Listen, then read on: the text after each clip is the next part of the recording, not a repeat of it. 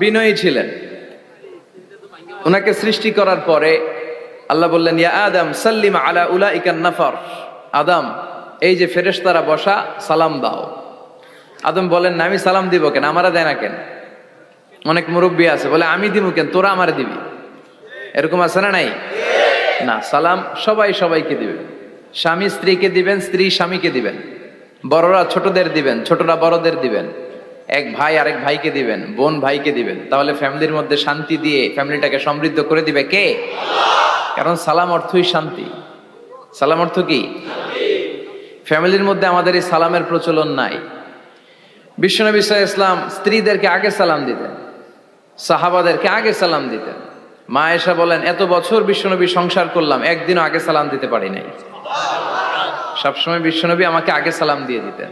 তো সাইয়েদনা আদমকে সৃষ্টি করার পরে আল্লাহ বললেন, আদম সাল্লিম আলা উলাইকান নাফার। বুখারীর বর্ণনা, ফেরেশতাদের এই দলটাকে তুমি সালাম দাও। সাইয়েদনা আদম আলাইহিস সালাম অহংকার করেন নাই। তিনি বলেন নাই যে কেন দিব, ফেরেশতারে বলেন না আমারে দিতে, এটা বলছে না। উনি সালাম দিলেন, ফলে ওনার অন্তর থেকে অহংকার মুক্ত করে দিল কে? আল্লাহ। বিশ্বনবী বলেছেন, আল বাদিউ বিস সালামি বারিউম মিনাল কিবর। আগে আগে যে সালাম দিয়ে দেয়, আল্লাহ তার অন্তর থেকে অহংকার তুলে নেয়। মান কানা ফি কলবিহি হাববাতু খারদাল মিনাল কিবর লা ইয়াদখুলুল জান্নাতা আবাদা। যার অন্তরে যাররা পরিমাণ অহংকারের ছিটে ফোঁটা থাকে, সে আল্লাহর জান্নাতে ঢুকতে পারবে না। আল্লাহর জান্নাতে ঢুকবে বিনয়ীরা। কারা? যারা বিনয়ী, মুতাওয়াদি, হাম্বল, যাদের মধ্যে হাম্বলনেস আছে, যারা বিনয়ী, তারা জান্নাতে ঢুকবে। তো সাইয়েদনা আদম আলাইহিস সালাম বিনয়ের পরিচয় দিলেন, কিন্তু শয়তানকে আল্লাহ বললেন উসজুদু। শয়তানকে বললেন, শয়তান সেজদা দাও। ফেরেশতাদেরকে যখন অর্ডার করেছে সেজদা দাও, শয়তান বলল, আল্লাহ আমি সেজদা দিব না। অহংকার করলো, সে নিজে নিজে উপরে উঠতে চাইলো। সে বলল, খলাকতানি মিন নার ওয়া খলাকতাহু মিন তিন। আপনি আমাকে বানিয়েছেন আগুন দিয়ে, আগুনের ধর্ম উপরের দিকে ওঠা। আগুন জ্বালিয়ে দিলে লেলিহান শিখা কই যায়? উপরে যায়। ওয়া খলাকতাহু মিন তিন। আর আদমকে বানিয়েছেন আপনি মাটি থেকে, তা আমি কেন সেজদা দিব? আদমই না আমারে দিবে। আল্লাহ শয়তানকে চির জাহান্নামী বানিয়ে দিল। চিল্লায় বলেন ঠিক কিনা? আর বিনয়ের কারণে আদমকে আল্লাহ বানালেন আশরাফুল মাখলুকাত। কি বানালেন? সৃষ্টির সেরা। এজন্য নূরের ফেরেশতারাও সাইয়েদনা আদমকে সেজদা দিতে বাধ্য হয়েছে। চিল্লায় বলেন ঠিক কিনা? তুমি মাটির আদমকে প্রথম সৃষ্টি করিয়া ঘোষণা করিয়া দিলে শ্রেষ্ঠ বলিয়া, তাই তো নূরের ফেরেশতা করে আদমকে সেজদা। ঠিক কিনা? তাই তো নূরের ফেরেশতা করে আদমকে সেজদা। সবার চেয়ে সম্মান দিলে মাটির আদমকে। আল্লাহু আল্লাহু তুমি জাল্লে জালালুহু, শেষ করা তো যায় না গে তোমার গুণগান। আল্লাহু আল্লাহু, সুবহানাল্লাহ পড়েন। এজন্য আমরা যেন বিনয়ী হই, আমরা যেন নিজেকে ছোট মনে করি। আপনি নিজেকে ছোট মনে করলে আল্লাহ আপনাকে বড় বানায় দিবে। আর যদি নিজেই নিজেকে বলেন আমি বড় আল্লামা, আমি সব জানি, তাহলে আল্লাহ বলবে তোর স্থান হচ্ছে সবচাইতে নিচে। ঠিক কিনা? আবু নাওয়াস একজন কবি ছিলেন। উনি বলেছেন, ওয়াকুল লিমান ইয়াদঈ ফিল ইলমি ফালসাফাতান হাবাসতা শাইআন ওয়া গাবাত আনকা আশিয়াউ। কেউ যদি তোমারে বলে যে আমি সব জানি, তুমি দুই আঙ্গুল দেখিয়ে বলো তুমি কিচ্ছু জানো না, তোমার শিখার অনেক বাকি। জাননেওয়ালার উপরও জাননেওয়ালাও আছে। ঠিক কিনা? এজন্য আমরা যেন বিনয়ী হই। বিনয়, হাম্বলনেস, আরবিতে বলে তাওয়াদু, এটা খুবই জরুরি। এগুলো আমাদের মধ্যে এখন নাই। আমাদের মধ্যে ইগো প্রবলেম আছে না নাই? অহংকার, জেলাসি, অ্যারোগ্যান্স, এগুলো থেকে সম্মানিত ভাইয়ের আমাদেরকে বেরিয়ে আসতে হবে। দেখবেন সমাজে যারা খুবই হাম্বল, বিনয়ী, তাদেরকে সবাই পছন্দ করে না? আর অহংকারীদের কেউ পছন্দ করে না। সামনে সালাম দেয়, পিছনে গালি দেয়। কথা বলেন। এজন্য অহংকারী হবেন না, বিনয়ী হবেন। বিশ্বনবী বলছেন, আল্লাহ আপনি আমারে বিনয়ী বানান, আপনি আমারে ধৈর্যশীল বানান, আপনি আমারে শুকর গুজার বানান। আমার চোখে আল্লাহ আপনি আমারে ছোট বানান, মানুষের চোখে আপনি আমারে বড় বানান।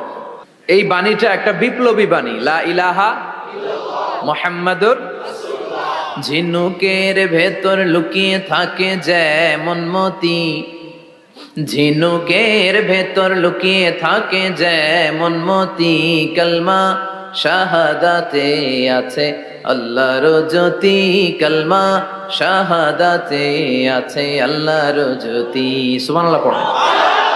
এটার মধ্যে একটা লাইট আছে, লাইট স্পার্ক করে, এটা জ্যোতি, এটা আল্লাহর নূর। এটা যারা অন্তরে একবার প্রবেশ করতে পারে সে সত্য ছাড়া চোখে আর কিছু দেখে না। এই কালেমার পক্ষে শক্তি যারা, তারা সত্য আর ন্যায়ের পক্ষে চিল্লায় বলেন ঠিক কিনা। এটা পৃথিবীর সবচাইতে শ্রেষ্ঠ জিকির, আফদলু জিকির লা ইলাহা ইল্লাল্লাহ। আবার বিশ্বনবী বললেন, মান ক্বালা লা ইলাহা ইল্লাল্লাহ সিদকান মিন কলবিহি দাখালাল জান্নাহ। অন্তর থেকে একনিষ্ঠতার সাথে একবার যে লা ইলাহা পড়বে, ওই লোকটা জান্নাতে প্রবেশ করবে। তার অপকর্মের কারণে, তার পাপের কারণে হয়তো সে পানিশমেন্ট পাবে জাহান্নামে, কিন্তু ফাইনালি সব শেষে সে জান্নাতে ঢুকবে, ঠিক কিনা।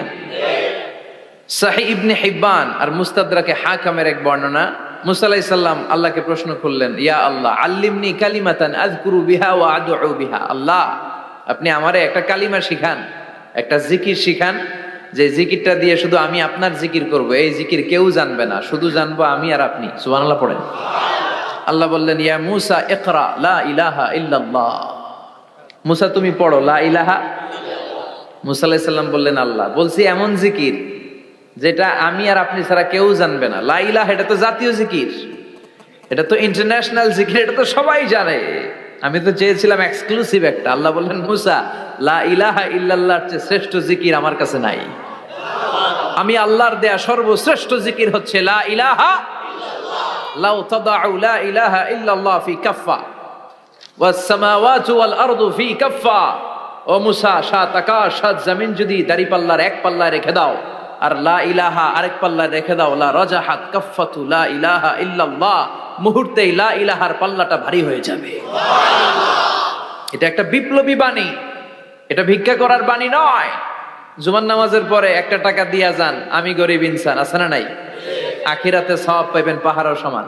আর জিকির ধরে লা ইলাহা ইল্লাল্লাহ। অনেকে মনে করে এটা ভিক্ষা করার জিকির, কপাল পোড়া। আমরা ভিক্ষার সাথে এটাকে জুড়ে দিয়েছি। এটা একটা বিপ্লবী বাণী। এই বাণীর অর্থ, এটার ইম্পর্টেন্স, এটার সিগনিফিকেন্স আর তাৎপর্য যে বুঝে, সে আল্লাহ ছাড়া কারো সামনে মাথা নত করতে পারে না। চিল্লা এখন ঠিক কিনা।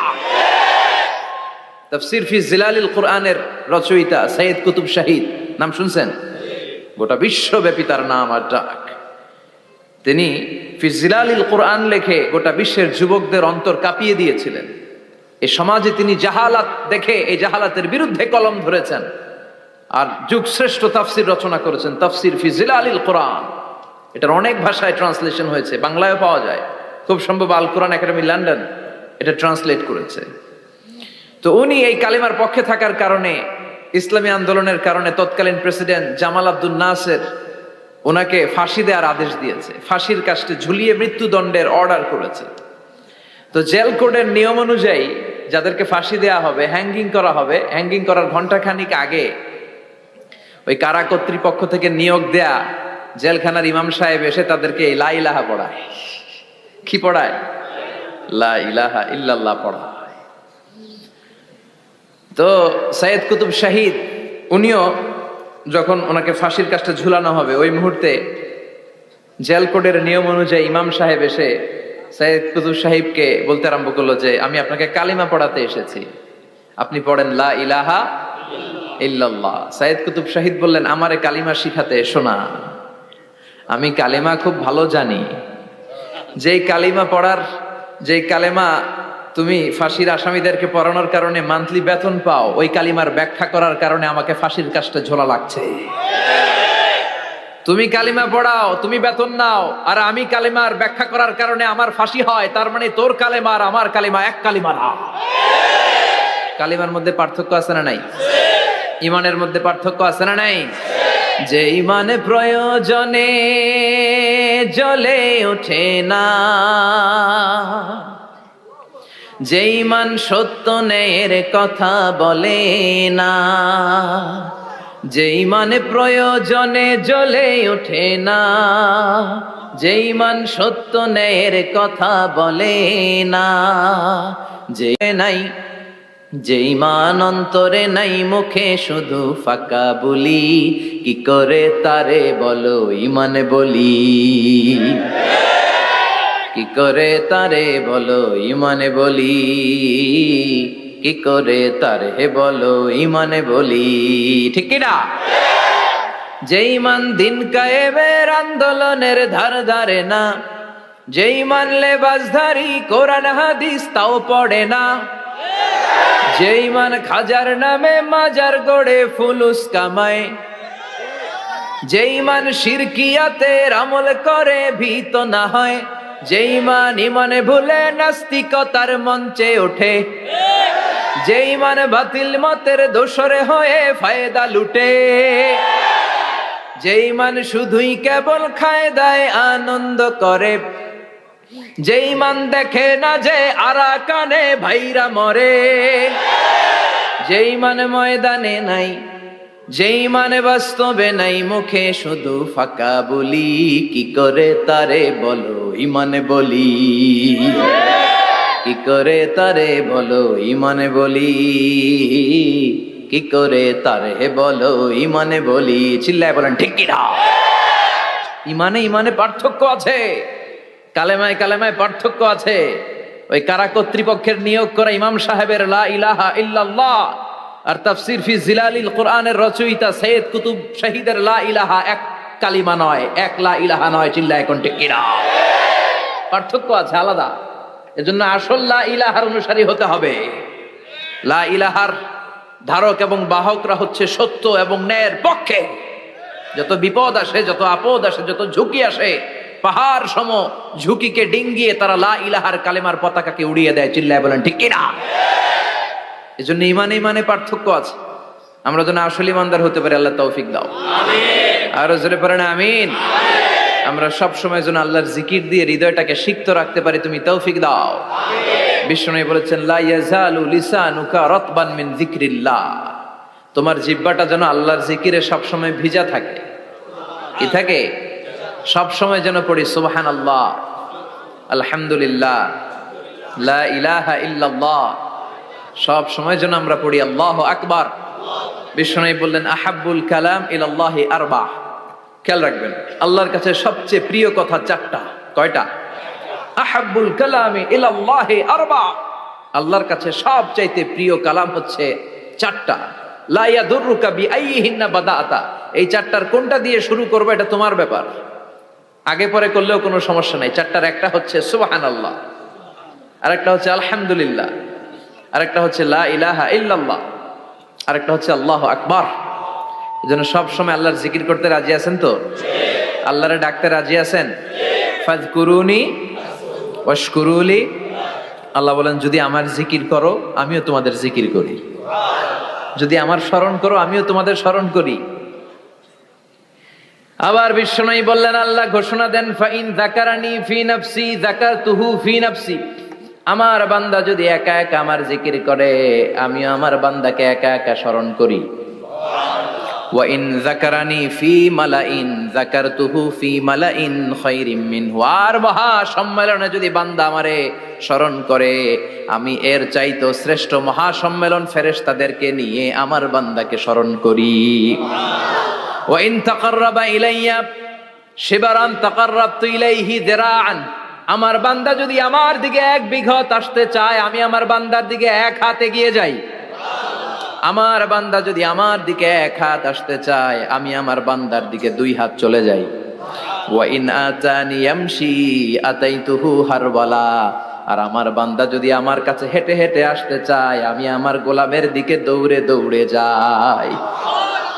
ওই আল্লাহরে ভুলে গিয়ে আমরা মাজারে যে সিজদা দেই, কপাল পোড়া আছে না নাই? দোদেল বান্দা কালমা চোর, না পায় শ্মশান না পায় ঘোর, দিন থাকিতে আয়রে পথে ছাইড়া দে ভণ্ডামি ভণ্ডামি ভণ্ডামি ভণ্ডামি, ছাইড়া দে ভণ্ডামি, ঠিক কি না? এই ভণ্ডামির সাথে আমাদের সম্পর্ক আছে? মাজার পূজার সাথে ইসলামের কোনো সম্পর্ক আছে? নামাজ কালাম পড়ে না ইবলিশ শয়তানের নানা, আছে না নাই? এলাকায় মনে হয় নাই। অনেক জায়গায় আছে দেখবেন লাল সালু দিয়ে উঁচু করা। সাইয়েদনা আলীকে মদিনায় বিশ্বনবী পাঠালেন আর বললেন, যত উঁচু মাজার দেখো ভেঙে মাটির সাথে গুড়িয়ে দাও। কবরস্থান উঁচু হবে না, কবর হবে সমান। এটাকে সেফটি দেওয়ার জন্য, সিকিউরিটি দেওয়ার জন্য আপনি চারদিকে সিম্পল বেড়া বা দেয়াল দিতে পারেন, যাতে গরু ছাগল যে এই কবরের অসম্মান না করে। আমরা আশরাফুল মাখলুকাত, আমরা বেঁচে থাকলেও যেমনি সম্মান আছে আমাদের, মরে গেলেও সম্মান আছে না নাই? আল্লাহ বললেন, ওয়ালাকাদ কাররামনা বানি আদম, আমি বনি আদমের সম্মান বাড়িয়ে দিয়েছি। জীবিত অবস্থায় যেমনি সম্মান, মরে গেলেও সম্মান, ঠিক কিনা? বিশ্বনবী দেখলেন একটা লাশ যাচ্ছে, লাশ দেখে নবী দাঁড়িয়ে গেলেন। সাহাবারা বললেন, ইয়া রাসূলুল্লাহ ইন্নাহু ইয়াহুদি, এটা ইহুদির লাশ। দাঁড়ালেন কেন? বসেন। বিশ্বনবী বললেন, আওয়ালাইসাত নাফসান, এটা কি মানুষ না? এটা হোক না ইহুদি, হোক খ্রিস্টান, হোক নাস্তিক, এটা তো মানুষ। আমি তো মানুষকে সম্মান দিয়েছি। I have dignified the status of the sons of Adam. আমি বনি আদমের সম্মানকে বাড়িয়ে দিয়েছি। সবার উপরে মানুষ সত্য, তাহার উপরে নাই। এজন্য কবরকে সিকিউরিটি দিতে হবে, কিন্তু গম্বুজ বানানো যাবে? লাল সালু দেয়া যাবে? মাজারে আগরবাতি দেয়া যাবে? মোমবাতি, মশারি, অনেক মাজারের উপরে লম্বা মশারি টাঙানো আছে না নাই? ওর বাবারে মশাই কামড়ায়, কত বড় ডাকাত। তো মশাই যদি নিচ থেকে তাড়াইতে না পারে, ও তোমারে কি করবে? কথা বলেন। মশা তাড়াতে পারে না নিজের গা থেকে, তোমারে কি বাঁচাবে? দেখবেন যেই লোকটা মাজারে মশারি দেয়, ওর বাবার ডেঙ্গু জ্বর। ওর বাপেরে মশাই খায়, ওর মারে মশাই খায়। গোটা বিশ্বের সবগুলো আল্লাহর ওলি যদি একটা গ্লাসের পানিতে ফু দেয়, আর আপনার মা যদি আপনার মাথার মধ্যে হাত বুলিয়ে দেয়, আপনার মা যদি আপনার বুকে একটা ফু দিয়ে দেয়, সব পীর সাহেব একদিকে, মায়ের দোয়া আরেকদিকে। মায়ের দোয়া মুহূর্তে আবার আল্লাহর আরশে পৌঁছে যাবে। এজন্য বিশ্বনবী বলতেন, সালাসু দাওয়াতিন মুস্তাজাবা, তিনটা দোয়া আল্লাহ কবুল ফিরিয়ে দেন না। এক নম্বরে হচ্ছে দাওয়াতুল মুসাফির, সফর অবস্থায় দোয়া করলে কবুল করে কে? আল্লাহ। দুই নম্বরে দাওয়াতুল মাজলুম, অত্যাচারিত ব্যক্তির দোয়া কবুল করে কে? আল্লাহ। তিন নম্বরে দাওয়াতুল ওয়ালিদাইনি লিওয়ালাদিহি, মা বাবা যখন হাত তুলে ছেলে মেয়েদের জন্য আল্লাহর কাছে দোয়া করে, ওই দোয়াটাও কবুল করে কে? আল্লাহ। মাজারে মশারি দিবেন? লাল সালু দিবেন? আগরবাতি, মোমবাতি, কোন মানত? মাজারে মানত করা যায় না। ইন্নী নাযারতু লিররহমানি সাওমা, মানত করতে হয় রহমানের নামে। মানত হবে একজনের নামে। চিল্লায় বলেন, তিনি কে? আল্লাহ। এজন্য মাজারে কিছু দেয়া যাবে না। এই ভণ্ডামি গোটা বাংলাদেশ ব্যাপী। আমরা বলে যাচ্ছি, যতটুকু শুধরানোর শুধরাবে। হেদায়েত দেওয়ার মালিক একজন, চিল্লায় বলেন, তিনি কে? আল্লাহ। অনেক পীর আছে এরকম ভণ্ড পীর, সারা বছরে নাকি একবারও গোসল করে না। 365 দিনে ওর গোসলের রুটিন একদিন, আর ওই একদিনের গোসলের পানি মুরিদরা সব খাইয়া শেষ করে ফেলায়। নাউজুবিল্লাহ কইবেন না? নামাজ কালাম পড়ে না, ইবলিশ শয়তানের নানা, ধর্মের একখান খুঁটি ধইরা কয়দিন করবা হয়রানি। ভণ্ডামি ভণ্ডামি ভণ্ডামি, ছাইড়া দে ভণ্ডামি। দোদেল বান্দা কালমা চোর, না পায় শ্মশান না পায় ঘোর, দিন থাকিতে আয়রে পথে ছাইড়া দে ভণ্ডামি। ভণ্ডামি ভণ্ডামি ভণ্ডামি, ছাইড়া দে ভণ্ডামি। চিল্লায় বলেন ঠিক কিনা? এগুলোর সাথে আমাদের কোনো সম্পর্ক নাই। ইসলাম হচ্ছে সহজ। আদ-দীনু ইউসরুন লা উসরা ফি, আদ-দীনু ইউসর, দিন সহজ। এত জনের কাছে যাওয়া লাগবে না। আপনি ওই জেলায় যে ওই মাজারে মানত করা লাগবে না, আপনার সিলেটে যাওয়া লাগবে না, আপনার খানজান আলীর কাছে যাওয়া লাগবে না, আপনার কোথাও যাওয়া লাগবে না। আপনি বাড়ির পাশের মসজিদে পড়ে সেজদা দেন, মুহূর্তে দোয়া কবুল করে নিবে কে? আল্লাহ। রব্বুল আলামিন বলে, গোলাম আমারে ডাকস না কেন? তোর ডাকে সাড়া দেওয়ার জন্য আমি 24 আওয়ার্স রেডি। দুনিয়ার বুকে কোনো বিষয় নিয়ে যদি আমরা বারবার যাই, দুনিয়াতে লোকজন রেগে যায়, ঠিক কিনা? আমি ওনার কাছে গেলাম, ভাই আজকে একটা বিপদে পড়ছি, 500 টাকা দেন, দিয়ে দিল। এরপরের দিন আবার গেলাম, দিল। পরশু দিল। তরশু গেলে শেষা দিয়ে দিবে, একটা মাইট দিয়ে দিবে, ঠিক কিনা? কি পাইছো তুমি? প্রতিদিন 500 টাকা। বারবার কোন একটা ইস্যু নিয়ে কারো কাছে যাওয়া যায় না, এটা লজ্জার বিষয়, ঠিক কিনা? কিন্তু আল্লাহর বিষয়টা উল্টো। সুনানে তিরমিজির বর্ণনা, ইন্নাহু মান লাম ইয়াসআলিল্লাহ ইয়াগদাব আলাই, কোন বান্দা যদি কোনো বিষয় নিয়ে, কোনো ব্যাপার নিয়ে আল্লাহর কাছে বারবার না যায়, আল্লাহ তার উপর রেগে যায়। এজন্য আল্লাহর কাছে বারবার চাওয়ার দরকার আছে না নাই? আপনার মনের জ্বালা যন্ত্রণা পূরণ করে দিতে পারে কে? এটার নাম তাওহীদ, এক আল্লাহ কেন্দ্রিক হওয়া, আল্লাহ সেন্টার্ড। আমাদের সবকিছু হবে আল্লাহ কেন্দ্রিক। বিপদে আপদে যে কোনো পরিস্থিতিতে সবার আগে কার কাছে যাব? এটার নাম তাওহীদ, এটার নাম তাওহীদেরই মুর্শিদ আমার মুহাম্মাদের নাম বলো, মুহাম্মাদের নাম। আল্লাহর নাম জপলে বুঝতে পারি আল্লাহরই কালাম বলো, মুহাম্মাদের নাম। ওই নামেরই রশি ধরে যায় আল্লাহর পথে, ওই নামেরই ভেলায় চড়ে ভাসি নূরের স্রোতে, ওই নামের বাতি জেলে দেখি আরশের মুকাম বলো, মুহাম্মাদের নাম। সবাই পড়েন, তাওহীদেরই মুর্শিদ আমার মুহাম্মাদের নাম বলো, মুহাম্মাদের নাম। আল্লাহর নাম জপলে বুঝতে পারি আল্লাহরই কালাম বলো, মুহাম্মাদের নাম। চিল্লায় পড়েন আমিন। সব সময় বিপদে আপদে কার কাছে যাবেন? আপনার বিপদ দূর করতে পারে কে? আপনারে অসুস্থ থেকে সুস্থ বানায় দিতে পারে কে? মনের জ্বালা যন্ত্রণা মিটাতে পারে কে? আল্লাহ ছাড়া কেউ পারবে? কোন মুফাসসিরে কোরআন আপনারে বাঁচাতে পারবে? কোন আল্লাহর ওলি বাঁচাতে পারবে? এমনকি আল্লাহর কোন পয়গাম্বার, কোন নবী আপনার কিচ্ছু করতে পারে? করতে পারে একজন, তিনি কে?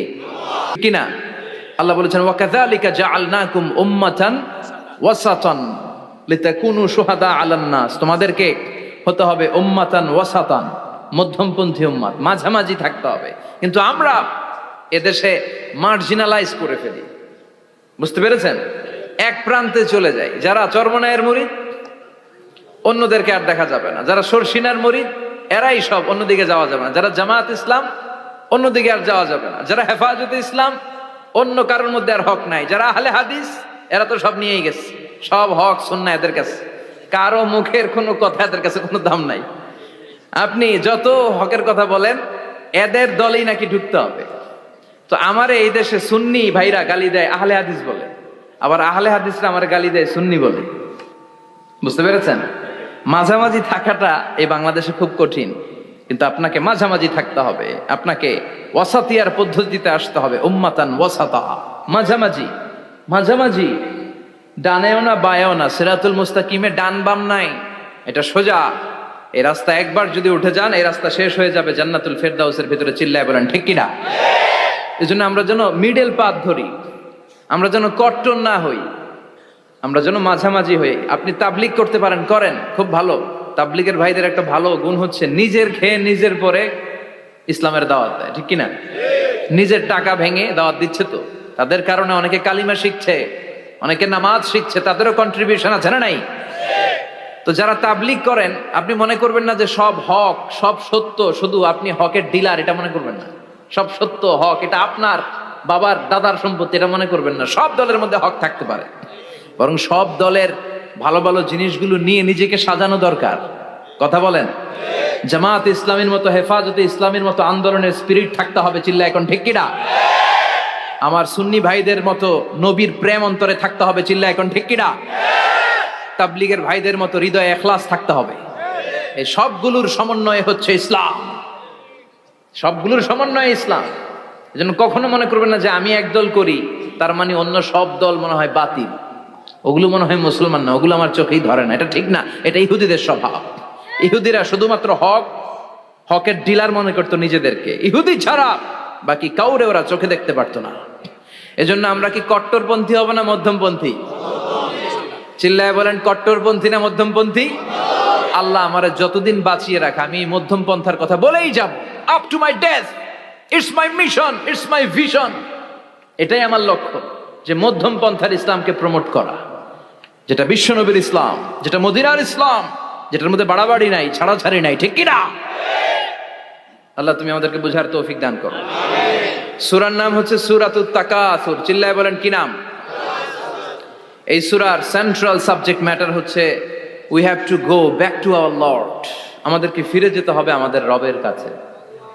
আমরা কেউ আজীবন থাকতে আসি নাই। থাকতে পারবো আজীবন? দাদা চলে গেল, বাবা চলে গেল, মা চলে গেল, মামা চলে গেল, খালু চলে গেল, এরপর আমাদের টনক নড়ে না, তাই না? পাগল পাড়া হয়ে আছে এই পৃথিবীর জন্য। মরতে যে হবে এটা ভাববার সময়টুকু আমাদের নেই।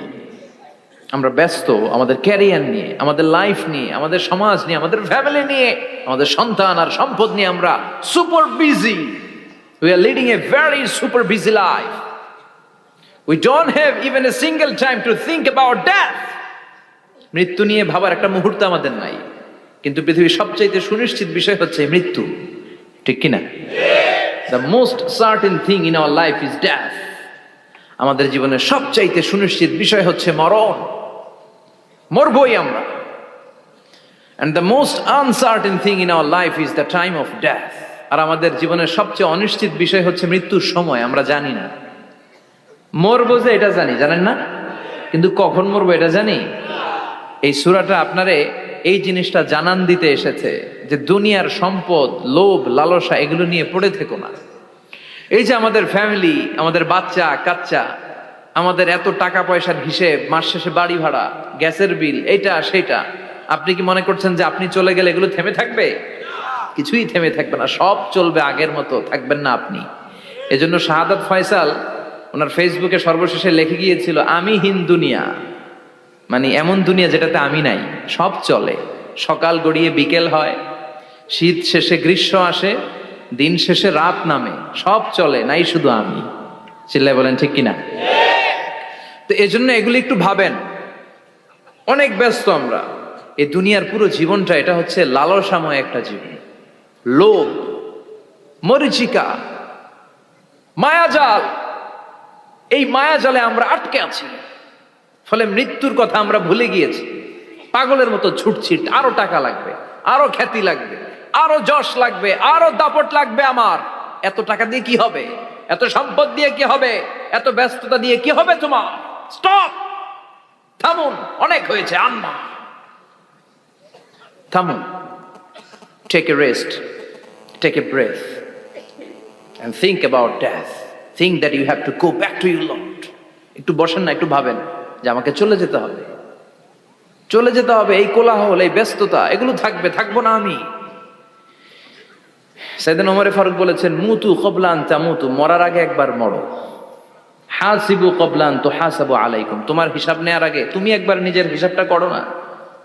কাগজ বের করে একটু লিখো না, কি কি ভালো কাজ করছিলা, যেগুলো দিয়ে নাজাতের ওয়াসিলা হতে পারে, 1 2 3, আর কি কি আকাম কুকাম করছো দেখো না, লিখে দেখো তোমার অবস্থাটা কি। মরার আগে একবার মরো। মরার আগে খাটের মধ্যে শুয়ে শটান করে চোখ বন্ধ করে একবার মরার ভান করে দেখেন কেমন লাগে। চোখটা বন্ধ করেন আর ভাবেন আপনি নাই, কি কি হতে পারে ভাবেন।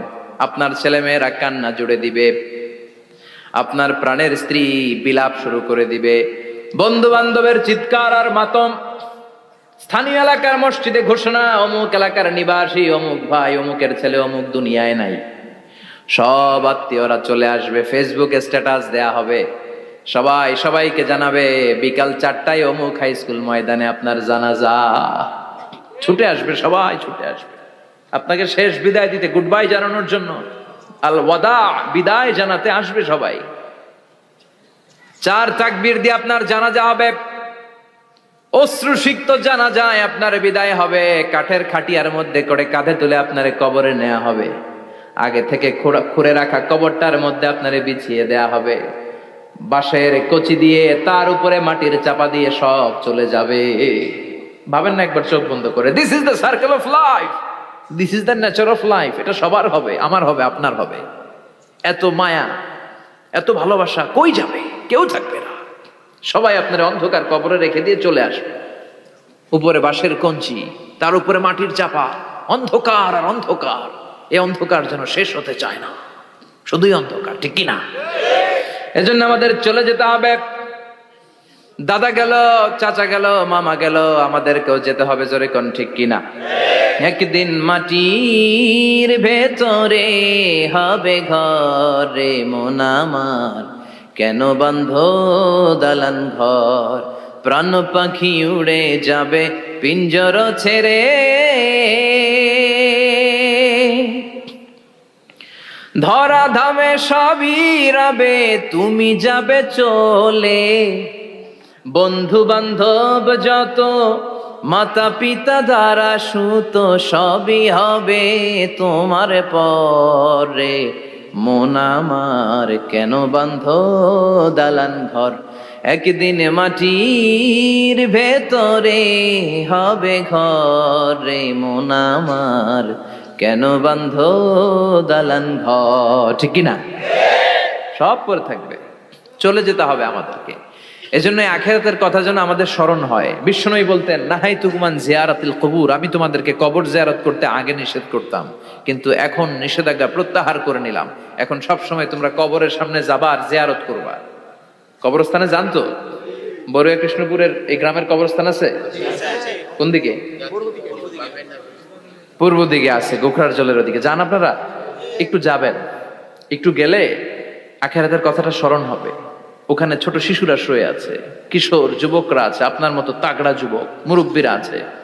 এরা এই এলাকায় থাকতো, এরা আকাশ থেকে নেমে আসে না, এই এলাকার সন্তান, আজ নাই। একটা সার্টেন পিরিয়ড শেষে আপনিও থাকবেন না।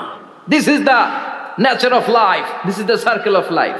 ছোট্ট শিশু হয়ে এসেছিলেন, শৈশব, কৈশোর, যৌবন, প্রৌঢ়ত্ব। আগে ছিলেন সিঙ্গেল, বিয়ে করে হয়ে গেলেন ডবল। এরপরে আল্লাহ আপনাকে একটা মেয়ে দিল, এরপরে মেয়েকে বিয়ে দিয়ে শ্বশুর হলেন, এরপরে ওই মেয়ের ঘরে সন্তান হতে নানা হলেন। আর কতদিন? অনেক দিন হলো তো, অনেক লম্বা সময় পেয়েছেন আপনি। Think about that. এবার যাওয়ার কথা ভাবেন, আখিরাতের সামানের কথা ভাবেন, ফিরে যেতে হবে। কি শক্তিশালী যুবক, বার্ধক্য চলে আসলে লাঠি ছাড়া চলতে পারে না। কুচকুচে কালো দাড়ি সাদা হয়ে যায়, দাড়ির শুভ্রতা, বয়সের ভার, রং ধরা যৌবন জং ধরে শেষ, ঠিক কিনা? This is the circle of life. যুবক ভাইয়েরা, এটাই জীবন, চলে যেতে হবে, কেউ থাকতে পারবে না, ঠিক কিনা? এটা রিমাইন্ডার আল্লাহ এই সূরার ভেতরে দিয়েছেন যে তোমাদেরকে ফিরে যেতে হবে। এই লোভ লালসা ছেড়ে দাও। রব্বুল আলামিন বলেন, আলহাকুমুত তাকাসুর হাত্তা যুরতুমুল মাকাবির। ও গোলাম, দুনিয়ার সম্পদ, লোভ লালসা তোদেরকে পাগল বানিয়ে দিয়েছে। এই লোভ পাগলামি কোনোদিন তোদের থামবে না যতদিন না তোরা কবরে ঢুকবি, ঠিক কিনা? কার কথা? আল্লাহ বললেন, দুনিয়ার সম্পদ আর লোভ আর মোহে তোমরা গাফেল হয়ে গিয়েছো। আখিরাতের কথা বেমালুম তোমরা ভুলে গিয়েছো। কিন্তু আখিরাতে তোমাদের যেতেই হবে, কবরের বাড়িতে তোমাদের ঢুকতেই হবে, ঠিক কিনা? যেতেই হবে। আমরা ভুলে যাই। আলহাকুমুত তাকাসুর, অতিরিক্ত পাওয়ার লোভ, বেশি বেশি খাওয়ার লোভ, বেশি বেশি জমানোর লোভ মানুষকে গাফেল বানিয়ে দিয়েছে। এটা মানুষের স্বভাব। আরো চাই, আরো চাই, এই স্বভাবটা আছে না নাই? দেখবেন ছোট বাচ্চারা মসজিদের দোয়া অনুষ্ঠান শেষে জিলাপি দেয় না? বড়ুয়া কৃষ্ণপুর কি দেয়? আগে বাতাসা দিত না, এখন কি দেয়? জিলাপি দেয়, মিষ্টি দেয়। তো মসজিদের 2-3 গেট থেকে যদি দেয়, ছোট বাচ্চারা দেখবেন এদিক দিয়ে কয়েকটা নেয়, নিয়ে আবার ওই গেটে লাইন ধরে। ওর হাত হলো ছোট হাত, ওর হাত ভর্তি জিলাপি, আর নেওয়ার জায়গা নেই, এরপর আরেক জায়গায় লাইন ধরছে।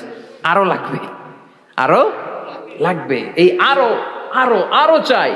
এই স্বভাবটাই মানুষকে কুড়ে কুড়ে শেষ করে দিয়েছে। এত লাগবে কেন তোমার?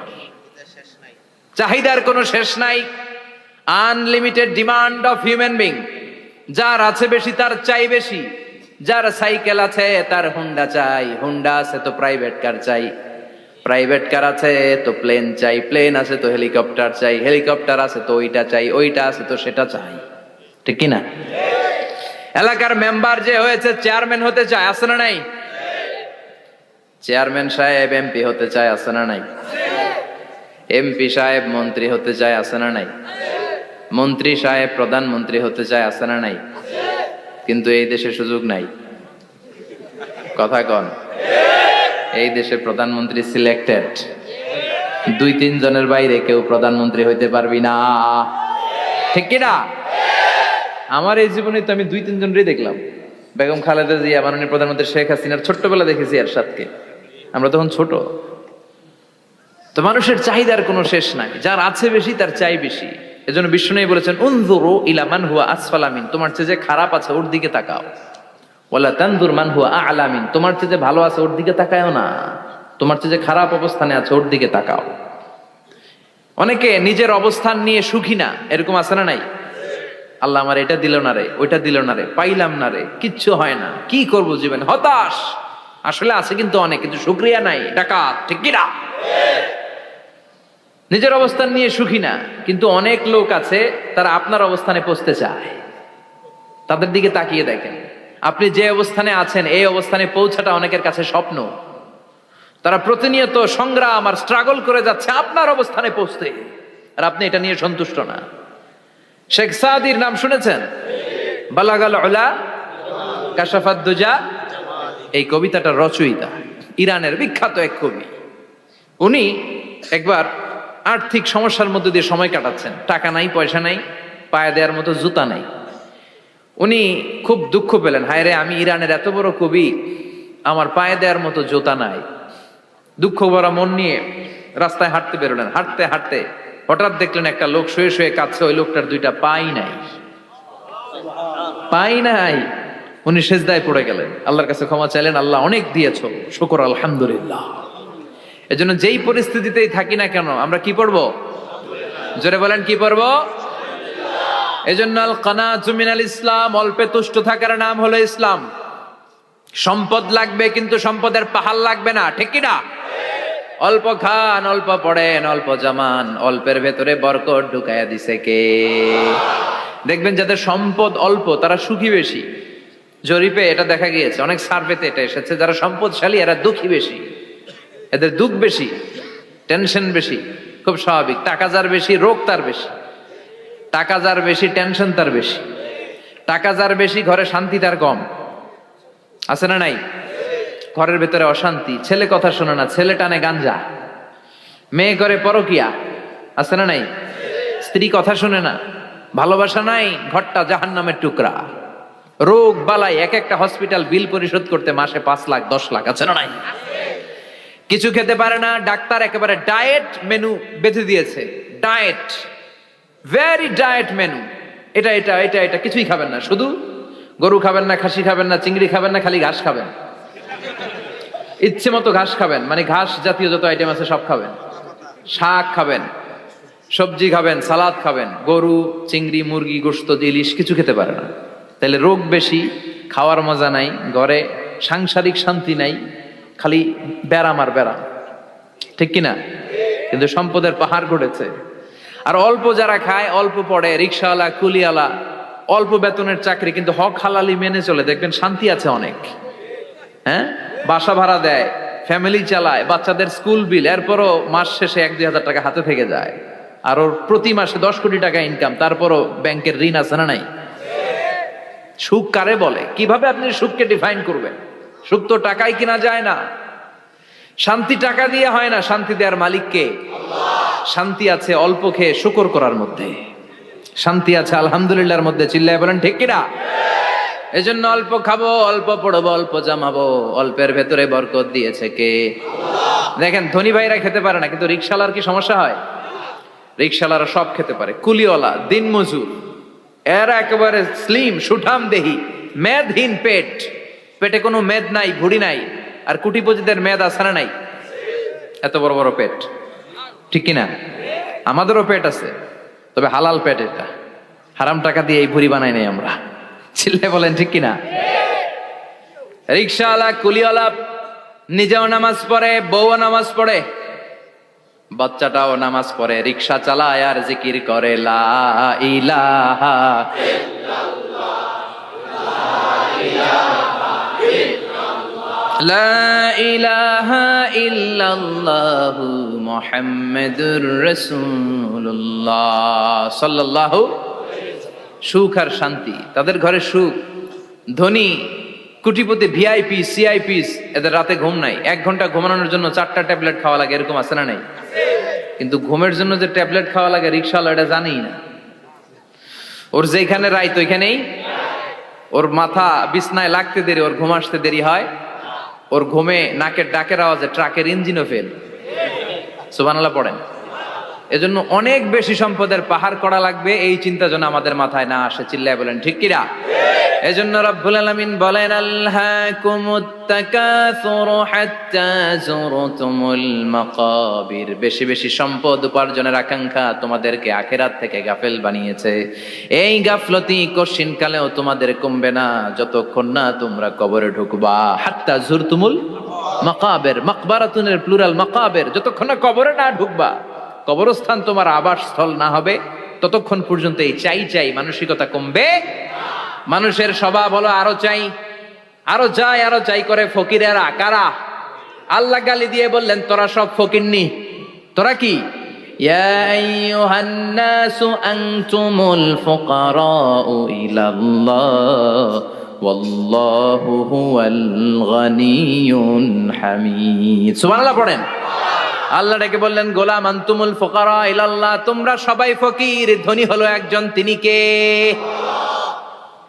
আল্লাহ শুধু ধনী, আর মানুষের স্বভাব হচ্ছে আরো চাই, আরো চাই। ওর 2 তলা বিল্ডিং, আমার 3 তলা লাগবে। ওর 2টা গাড়ি আছে, আমার 3টা লাগবে। আছে না নাই? বিশ্বনবী বললেন কিয়ামতের আগ দিয়ে মানুষের মধ্যে আকাঙ্ক্ষায় প্রতিযোগিতা বেড়ে যাবে, প্রতিযোগিতামূলক টেন্ডেন্সি। কার চেয়ে কে বড় হতে পারে, কার চেয়ে কে বেশি টাকার পাহাড় বানাতে পারে। আছে না নাই? বিশ্বনবী বললেন ওয়া আনতারাল হুফাতাল উরাতাল আলাতা রিয়া আশ-শাইয়াতা তাওয়ালুনা ফিল বুনিয়ান। কিয়ামতের আগে এমন কিছু লোক যাদের গায়ে দেওয়ার মতো জামা ছিল না, পায়ে দেওয়ার মতো জুতা ছিল না, পেটে দেওয়ার মতো খাবার ছিল না, সমাজের কেউ তাদেরকে চিনতো না। হঠাৎ করে এই লোকগুলো ধনী হয়ে যাবে। And they will start to construct, they will compete to construct high rises building in the cities. শহরে গ্রামে এরা বড় বড় বিল্ডিং বানানো শুরু করবে। সরকার কাছাকাছি চলে আসছে। এই যে বিল্ডিং বানানোর প্রতিযোগিতা, কুমিল্লা শহরে আজ থেকে 20-25 বছর আগে 5 তলা 6 তলা একটা বিল্ডিং ছিল না, এখন 10 তলা 20 তলা। আছে না নাই? ঢাকায় আজ থেকে 20 বছর আগে 10 তলা বিল্ডিং খুঁজে পাইতেন আপনি? নাই। গোটা বিশ্বব্যাপী এখন টাওয়ার বানানোর প্রতিযোগিতা। বিশ্বনবী বললেন এদের কোনো টাকা ছিল না। পৃথিবীর সবচেয়ে বড় টাওয়ার এখন আরব দেশে, এদের কোনো টাকা ছিল না। আরব দেশের সৌদি আরব, কাতার, কুয়েত, বাহরাইন এখন স্বর্ণ আর তেলের খনি পেয়ে আল্লাহরে ভুলে যায়। এদের খাওয়ার মতো কিছু ছিল না। এদেরকে আমার দাদারে শুনতাম বলতো কাবলিওয়ালা বলতো। কি বলতো? এদেশে আসতো জায়নামাজ তসবি ছড়া খেজুর টেজুর বিক্রি করার জন্য। এরা জেলে পাড়ার লোক ছিল। আরব সাগরের তীরবর্তী এলাকার মানুষ, সাগরের মাছ মেরে এরা জীবন ধারণ করতো। আল্লাহ এদেরকে তেলের খনি দিলেন, গ্যাসের খনি দিলেন, এখন তারা বড় বড় টাওয়ার বানায়। আছে না নাই? বুর্জ আল খলিফা, কি উঁচা বিল্ডিং, 828 মিটার উঁচু। জেদ্দায় আছে 1000 মিটার উঁচু কিংডম টাওয়ার। তাইওয়ানে আছে তাইপেডাং টাওয়ার 101 তলা। মালয়েশিয়া আছে পেট্রোনাস টুইন টাওয়ার 88 তলা। চায়নাতে আছে সাংহাই টাওয়ার, একটার পর একটা টাওয়ার। প্রতি বছর অ্যানাউন্স করতেছে যে ওদেরটা আছে আমাদেরটা বড় বানাবো। কাতার কয় ওরা বানাইলে আমরা পারবো না কেন, আমরা বানাবো আরো বড়। আছে না নাই? শাগালাতকুমুত তাকাসুর, এই যে আরো লাগবে, আরো বড় হতে হবে, এই টেন্ডেন্সি মানুষকে আখিরাত থেকে একেবারে গাফেল বানিয়ে দিয়েছে। চিল্লায় বলেন ঠিক কিনা? টাকার পাহাড় বানাতে চায়, দরকার থাকলেও চায়, না দরকার থাকলেও চায়। বর্তমান পৃথিবীর সবচেয়ে ধনী লোকটার নাম জানেন? কি নাম? হ্যাঁ, বিল গেটস। ওর যে কত টাকা ও নিজেও জানে না।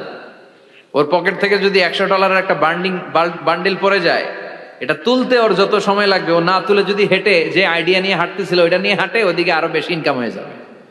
এত টাকা তার, এটা তোলার সময় তো তার নাই। ওয়ারেন বাফেট নাম শুনছেন? হাজার হাজার কোটি ডলারের মালিক। Prince Walid bin Talal, Saudi ধনকুবের নাম শুনেছেন? ওর একটা বিমান আছে, প্রাইভেট জেট প্লেন। এই বিমানটার 70% মেড অফ গোল্ড। বিমানের 70% স্বর্ণ দিয়ে বানানো। গত কয়েক বছর আগে আমি ব্রুনাই গিয়েছিলাম। ব্রুনাইয়ের সুলতানের নাম হাসান আল বালখিয়া।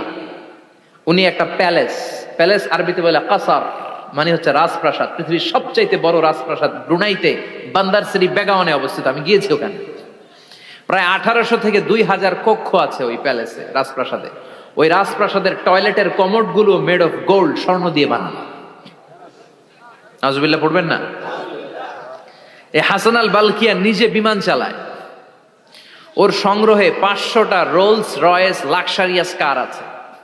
500 রোলস রয়েস গুগল ইউটিউব যারা করেন সার্চ দিলে দেখবেন ওর কি পরিমাণে গাড়ি। রোলস রয়েস গাড়ি হচ্ছে one of the luxurious car in the world. Car ব্র্যান্ডের মধ্যে যত দামি কার ব্র্যান্ড আছে এর মধ্যে রোলস রয়েস একটা, যেগুলোর দাম কমসে কম এদেশের টাকায় 8 কোটি থেকে 10 কোটি টাকা। আচ্ছা বলেন, এই গাড়িগুলো যারা হাই প্রোফাইলের ভিআইপিস, তারা ফ্যামিলির সবাইকেও যদি একটা করে গাড়ি দেয়, একজনের কয়টা গাড়ি দরকার? 5টা, 10টা, 20টা? ধরলাম যে 20টা গাড়ি লাগবে ওনার, 500 গাড়ি দিয়ে উনি কি করবে? তার সংগ্রহে 500টা রোলস রয়েস। স্বর্ণেরও গাড়ি আছে, তার স্বর্ণের পালঙ্ক আছে, আমি দেখে এসেছি। পোরশে, ফারারে, লাম্বরগিনি, এই টাইপের যে ব্র্যান্ডগুলো আছে, অভাব নাই। তার মানে আছে, যার বেশি চায় তত বেশি। চিৎকার করে বলেন ঠিক কিনা?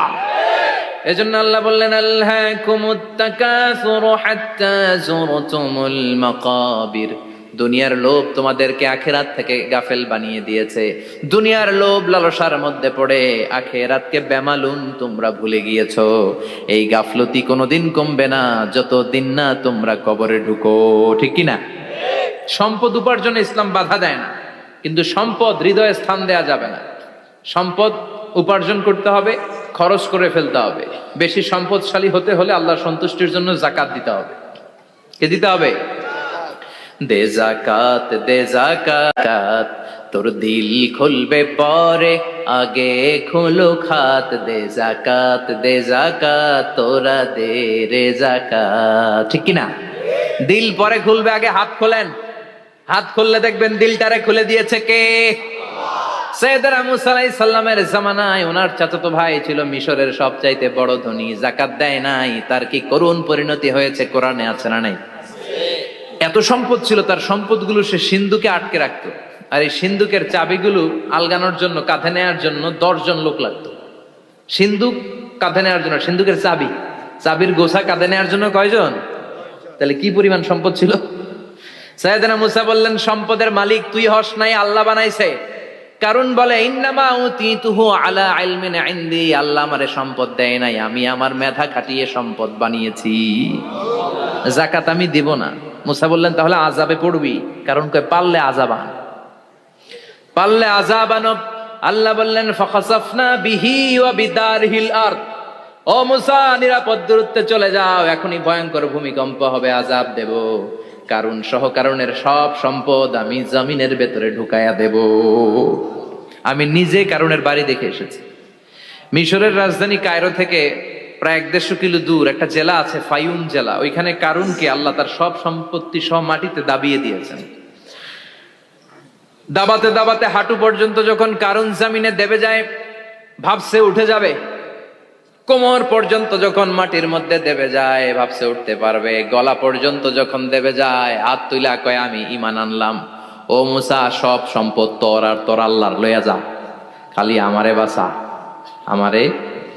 সব গাদ্দারদের একই পরিণতি। ফেরাউনরেও যখন আল্লাহ লোহিত সাগরে পানি খাওয়াতে খাওয়াতে পেটটা এত বড়, হাত তুলা কয় আনা মিনাল মুসলিমিন, আমি মুসলমান, আমি ভালো মানুষ। আল্লাহর কোরআন সাক্ষী, সে বলেছে আনা মিনাল। বনি ইসরাইলরা যে আল্লাহরে মানে, আমিও তারে মানি, আমিও আল্লাহর দলের একনিষ্ঠ কর্মী। আর পানি খাইতে পারি না, আল্লাহ বাঁচাও। আল্লাহ কয় আরো খা। শেষ, ফেরাউন শেষ, নমরুদ শেষ, কারুন শেষ। পুরো সম্পদ সহ আল্লাহ কারুনকে জামিনের ভেতরে দাবিয়ে দিলেন। এজন্য সম্পদ যাদের বেশি, যাকাত দেওয়ার দরকার আছে না নাই? দারিদ্রতা বিমোচনের জন্য যাকাত দিবেন। যাকাতের শাড়ি, লুঙ্গি এইভাবে না। অনেকে কিন্তু দেয় জাকাতের শাড়ি, জাকাতের লুঙ্গি, জাকাতের গামছা, এরকম ডাকাইত আছে না নাই? বাংলাদেশে এমনও হয়েছে, জাকাতের শাড়ি দিবে বলে সে পত্রিকায় নিউজ করেছে, আর ওই শাড়ি আনার জন্য শাড়ি দিবে 5,000, মানুষ এসেছে 5 লক্ষ। পদপৃষ্ঠ হয়ে 11 জন নারী এক জায়গায় মারা গিয়েছে।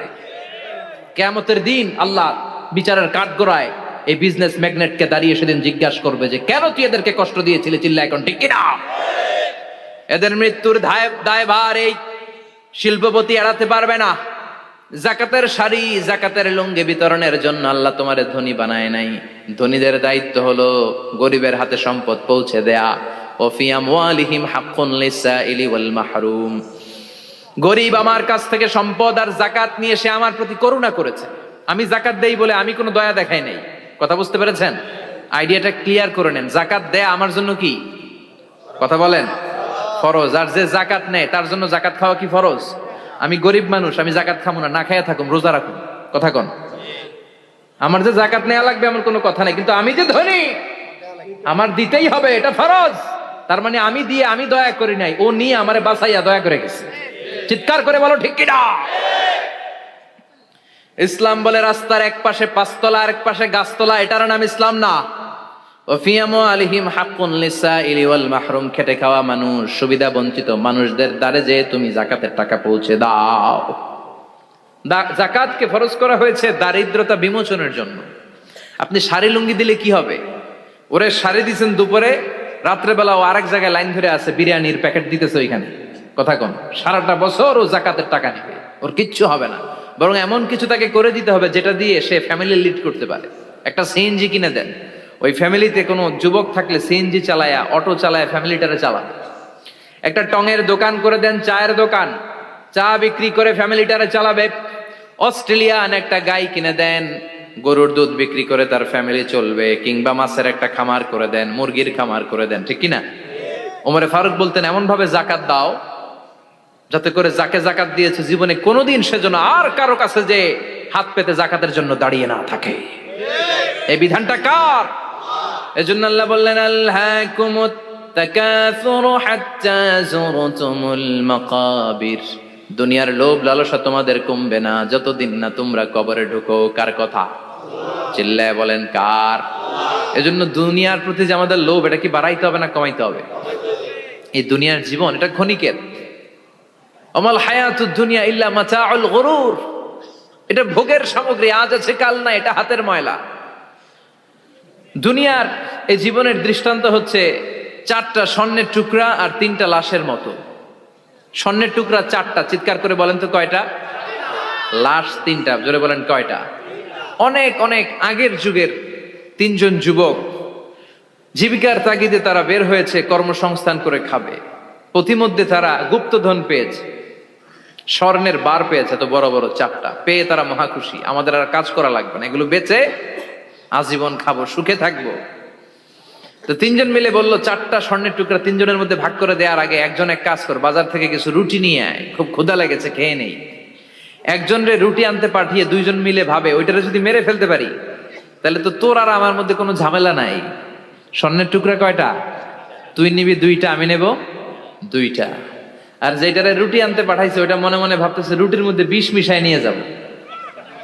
কি মিশাবো? বিষ খাইয়া ওইটা শেষ, সবগুলো আমার।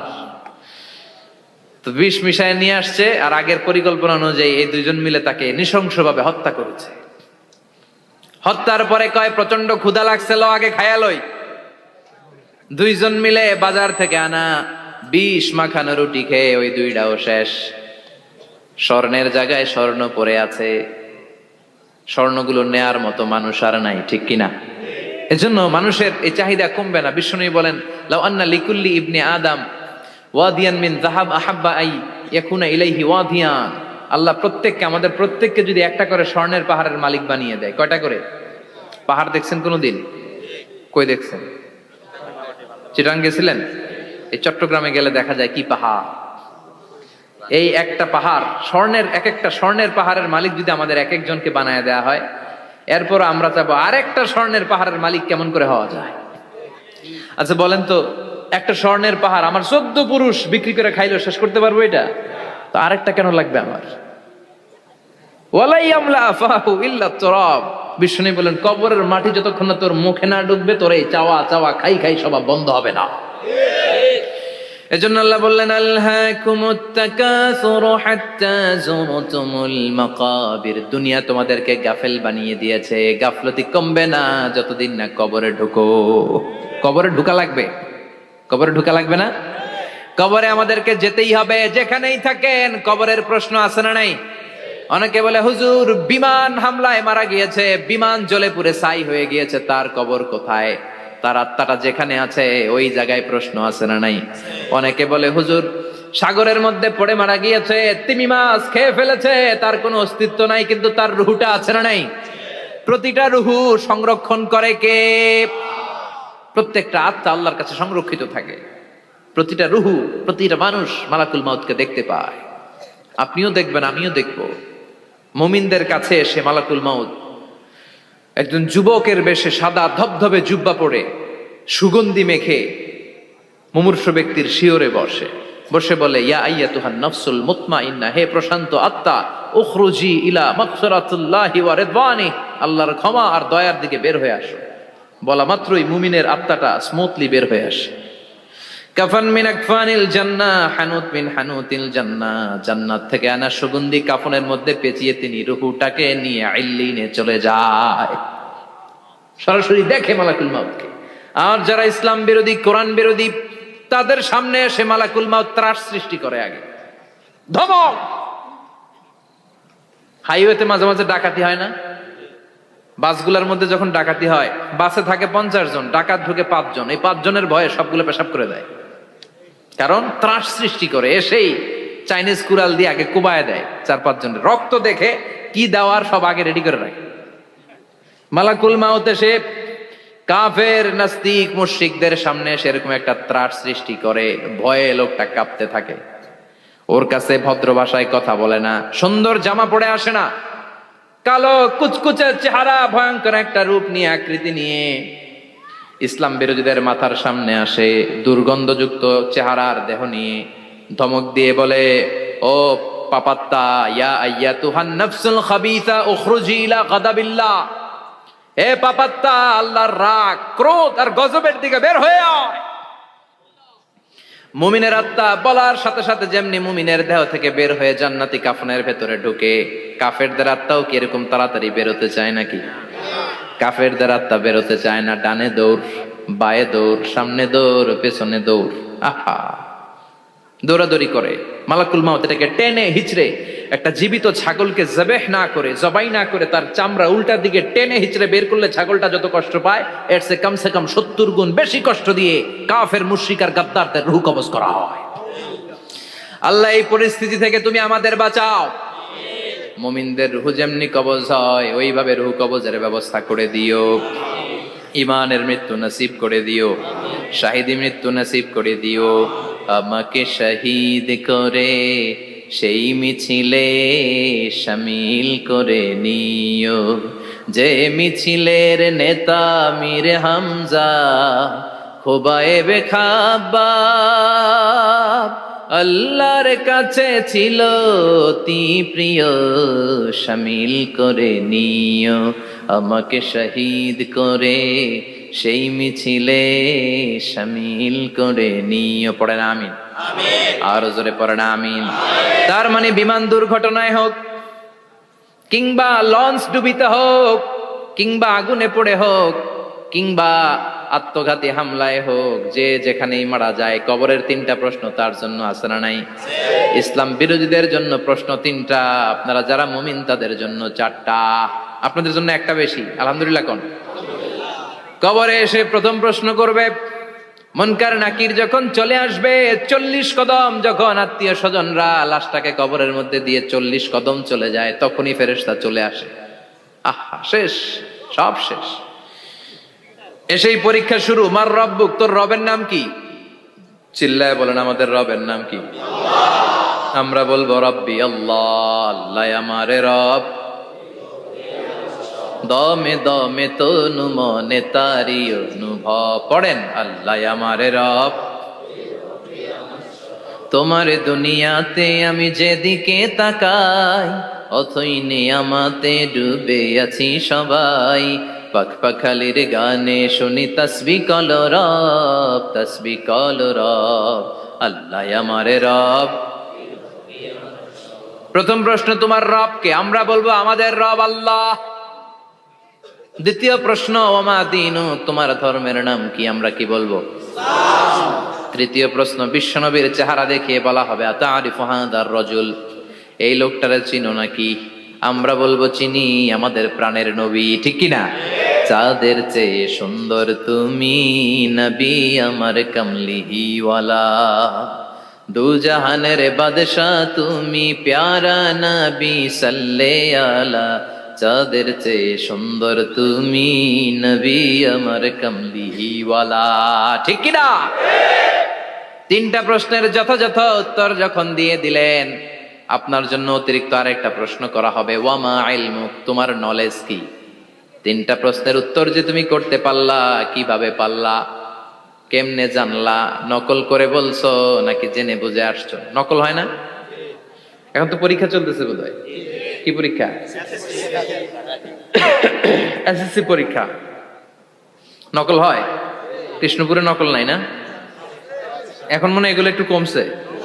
একটা সময় ছিল অনেক নকল হইতো। পাঞ্জাবের ভিতরে নকল, পকেটে নকল, টুপির ভিতরে নকল, মৌজার ভিতরেও নকল। এমনকি মেয়েরাও নকল করে পরীক্ষার হলে, আছে না নাই? স্কেলের মধ্যে লিখে নিয়ে যায়, হাতের মধ্যে লিখে নিয়ে যায়, ওড়নায় লিখে নিয়ে যায়, কাপড়ে লিখে নিয়ে যায়, আছে না নাই? ফেরেশতারা বলবে নকল করছো নাকি? কেমনে জানলা? তিনটা প্রশ্নের উত্তর তুমি কেমনে বললা? আল্লাহ তোমার রব, ইসলাম তোমার ধর্ম, এই লোকটা বিশ্বনবী, কেমনে চিনলা? আপনাকে তখন বলতে হবে আমি কোরআন থেকে শিখেছি, আমি হাদিস থেকে শিখেছি, আমি ইসলাম জেনে বুঝে মেনেছি, আমি আন্দাজে কোথাও ঘুরি নাই। চিল্লা এখন ঠিক কিরা? আপনাকে বলতে হবে। এজন্য শিখতে হবে, প্রতিনিয়ত ইসলাম সম্পর্কে জানতে হবে, আখের গোছাতে হবে, জীবনটাকে আলোকিত করতে হবে। চিল্লায় বলেন ঠিক কিরা? চারটা প্রশ্নই যখন হয়ে গেল, ফেরেশতারা বলবে আহলান ওয়া সাহলান ওয়া মারহাবান বিক, খোশামদেদ, কংগ্রেচুলেশন, খোশামদেদ, কংগ্রেচুলেশন। সব প্রশ্নের উত্তর তুমি পেরেছো। ফায়ুফসাহু লাহু কবরুহু ৭০ যিরান, আপনার কবরটারে ৭০ হাত লম্বা করে দেয়া হবে। ওয়া ইফতাহু লাহু বাবুন ইলাল জান্নাহ, আপনার কবর থেকে জান্নাতের দিকে দরজা খুলে দেয়া হবে। ওয়া ইউলবাসু মিন লিবাসি আহলিল জান্নাহ, জান্নাতের দুইটা রেশমি কাপড়ের পোশাক এনে আপনারে পরিয়ে দেয়া হবে। আর বলা হবে নাম কানাউ মিলা আরুস,